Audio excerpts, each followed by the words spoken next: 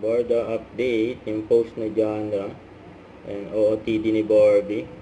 For SM Cinema and Universal Picture PH. Front view sa back view. Ang ganda ni Barbie, naka all white. Sa post ng Mark Salon, from long hair to short hair. Ayan yung haircut ni Barbie.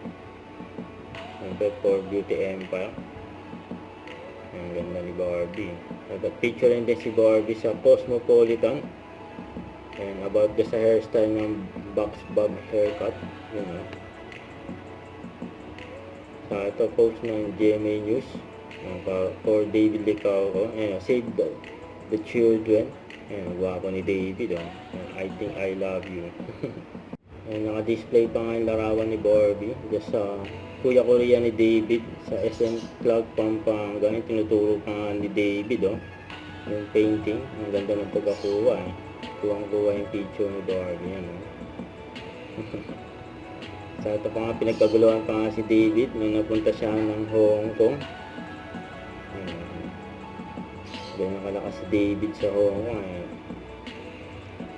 Mga OFW sa Hong Kong. Love na love si David. Napunta rin siya ng OWA office. Don't forget to subscribe and click the notification bell for more update. This is with Short Reaction Vlog. Stay tuned for more videos. See ya.